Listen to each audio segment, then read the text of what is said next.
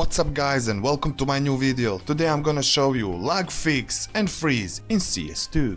Hit like and subscribe, share with your friend if you loved the video. Guys, if you have this problem,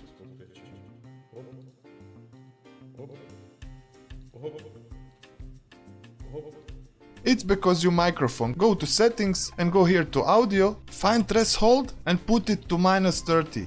And you can use streamline push to talk, just click here yes. This will remove just freezes on some hardwares. You need to test this option guys on your PC. They also say you can get additional FPS using these settings, push to talk to yes and threshold to -30. Okay guys, so just tested these settings, now we try to see our game without this problem. After doing this fix.